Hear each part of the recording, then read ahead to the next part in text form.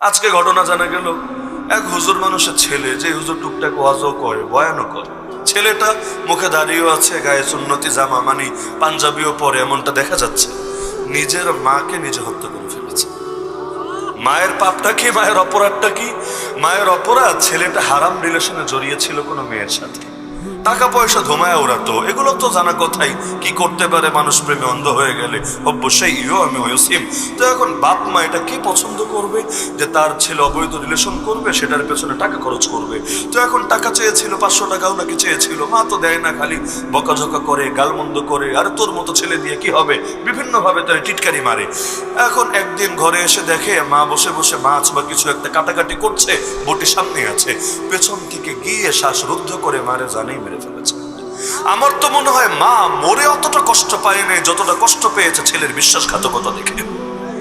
যখন অনুভব করেছে তার ছেলে, আরে যাকে সে 10 মাস কষ্ট করে গর্ভে ধারণ করেছে, যেই বাচ্চাটাকে একটু সুখ দেওয়ার জন্য নিজেকে তিলে তিলে বিশ্বাস করেছে, আর ওই বাচ্চাটা, ওই পুত্র সন্তানটাই তাকে শ্বাসরুদ্ধ করে হত্যা করার চেষ্টা করছে। এর চাইতে একজন মায়ের জন্য বড় লজ্জা, বড় কষ্ট, বড় আফসোস, বড় দুঃখের বিষয় কি হতে পারে? হত্যা করেই শেষ করে নাই, বরঞ্চ তারে নিয়ে ডিপ ফ্রিজের মধ্যে ঢুকিয়ে দিয়েছে, ঘরের জিনিসপত্রগুলো নিজে ভেঙেছে এবং এরপর ঘর থেকে সুন্দর মতো বের হয়েছে। পরে আবার নিজে ফিরে এসে নাটক সাজিয়েছে, মানে সে কিছুই জানে না। ঘরে নাকি ডাকাত এসেছে, ডাকাত এসে নাকি মহিলারে কিছু না পেয়ে হত্যা করে ফেলেছে, ফ্রিজে ঢুকিয়ে রেখেছে।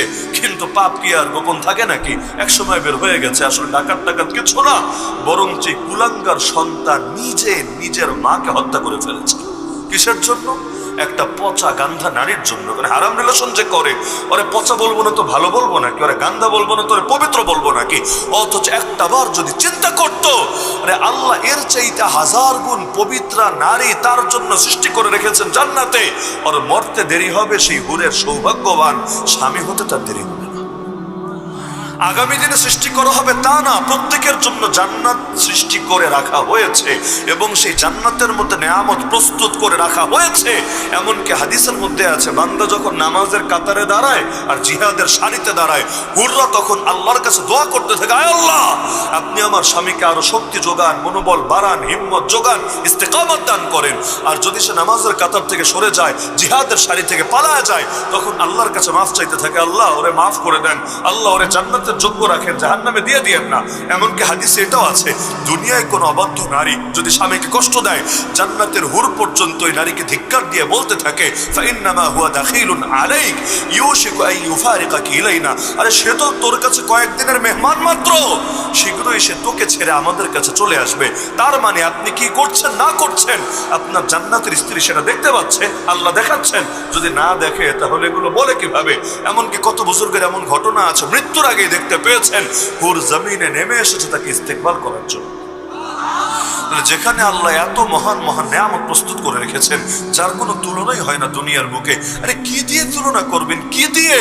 যদি দুনিয়াতে থুতু ফেলতো কোনো হুর, না পারফিউম লাগতো, না খুশবু লাগতো, না আতর লাগতো, ওই সুবাসেই গোটা দুনিয়া চিরকাল সুবাসিত হয়ে থাকতো। আরে যদি দুনিয়ার মধ্যে তাকিতো, যদি নিজে একবার নজর মানে ডাইরেক্ট দুনিয়াতে এসে নিজেকে প্রদর্শন করতো, না চাঁদ লাগতো, না সূর্য লাগতো, তার রূপের আলোয় সব আলোকিত হয়ে থাকতো। আল্লাহ তাদেরকে এমন সৌন্দর্যবতী বানিয়েছেন, কোনো কবির যোগ্যতা নাই, কোনো সাহিত্যিকের যোগ্যতা নাই, কোনো বক্তার যোগ্যতা নাই তাদের সৌন্দর্যের বিবরণ দিবে। আল্লাহ টুকটাক কিছু উদাহরণ তুলে ধরেছেন কোরআনে, তাও ততটুকু যতটুকু বান্দা বুঝতে পারবে, তাও তো সব বুঝে আসে না। এই যে 70 ধাপ কাপড় পরার পর, এত ধাপ কাপড় অতিক্রম করে, চামড়া অতিক্রম করে, গোশত অতিক্রম করে, হাড্ডি অতিক্রম করে, হাড্ডির ভেতরে শ্বাস আর মগজ পর্যন্ত দেখা যাবে, এটা যে সৌন্দর্যের একটা উদাহরণ হতে পারে তাই তো মাথায় ধরে না। এটা আবার সুন্দর হয় কিভাবে আমরা কেউ বুঝি না, বোঝা সম্ভব না। কিন্তু আল্লাহ নবী যা বলেছেন সেটা ভুল হবে না, হতে পারে না। জান্নাত তো জান্নাতি, দুনিয়া দিয়ে বুঝবো কিভাবে? আরে আগের যুগের মানুষরা এই যুগে এসে মোবাইল টেপানো শেখানো যায়। অ্যান্ড্রয়েড ফোন কয়জন বোঝে? অ্যান্ড্রয়েড বাদ দেন, আগের গুলাই খালি চেনে একটা লাল সুইচ আর আরেকটা হলো সবুজ সুইচ। সবুজটায় চাপ দিলে কল রিসিভ হয় আর লালটায় চাপ দিলে কল কেটে যায়। তাহলে আগে কয়দিন আগের মানুষ, কিন্তু তাকে পর্যন্ত একটা মোবাইল আপনি শিখাইতে পারলেন না। আর সেখানে জান্নাত, যা কোনো চোখ দেখে নাই, কোনো কান শোনে নাই, কোনো অন্তরে কোনোদিন কল্পনা আসে নাই, কিভাবে চিনবে, কিভাবে জানবে? বান্দারা যাতে এগুলো থেকে দূরে সরে যায় সব প্রস্তুতি গ্রহণ করে রেখেছে। আরে আগে আমরা দেখতাম বাংলাদেশে কি পরিমাণ মক্তব আর মক্তব আছে, ছিল না? এমনকি এখন যারা বড় বড় শিক্ষিত আছেন আপনারা, অধিকাংশ এমন ছোটবেলায় পড়াশোনা স্টার্টিং হয়েছে মক্তবগুলোতে। এখন বাংলাদেশে কয়টা মক্তব আছে আমাকে বলেন? শহরাঞ্চলে তো মক্তবের জাদুঘরে বাড়ায় ছেড়েছে, নাই কোনো মক্তবই নাই।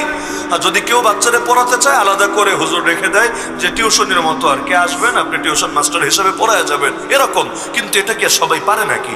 আর শহরাঞ্চলে তো এটার জন্য অর্থও লাগে বেশি, ওই সামর্থ্য সবার আছে নাকি? তো দেখা যায় মক্তবের কথা কল্পনাও করা যায় না। আমরা শুনতাম আমাদের আকাবিরা স্বপ্ন দেখতেন যে 68,000 গ্রামে 68,000 মক্তব হবে, গ্রামে গ্রামে মক্তব হবে। হাফেজ হুজুরের স্বপ্ন দেখে গিয়েছিলেন, আর হাফেজ হুজুর বলতেন যে সব মক্তবের হেড অফিস হবে সংসদ ভবনে, সংসদ ভবন হবে সবচাইতে বড় মক্তব, আর সারা দেশে থাকবে আর শাখা প্রশাখা। কিন্তু স্বপ্নগুলো স্বপ্নই রয়ে গেল। যত দিন যাচ্ছিল বাড়া দরকার ছিল, বাড়ে নাই, খালি কমেছে আর কমেছে আর কমেছে। এক একটা মসজিদ ছিল দ্বীনের মারকাজ, দ্বীনের কেন্দ্রবিন্দু। মসজিদ হার ওয়াক্ত জিন্দা থাকবে, মসজিদ থেকে তালিম হবে, তাবলীগ হবে, দাওয়াত হবে, জিহাদ হবে, ইসলামের সব হবে। এমনকি বিচার আচার পর্যন্ত নবী কখনো করেছেন মসজিদে বসে, আর কার্যকর করা হয় মসজিদের বাইরে। তো ফয়সালাটা পর্যন্ত দিয়েছেন মসজিদের ভেতর থেকে। তাহলে কি পরিমাণ জিন্দা থাকতো এক একটা মসজিদ। আর এখন ফজরের নামাজের সময় মসজিদ যেন কান্না করে কান্না করে। কখনো এমনও হয়, এমন মসজিদও বহুত আছে, কেউ আসে নাই ফজরে নামাজ, এমনি চলে গেছে, মসজিদ পুরে খালি পড়ে আছে।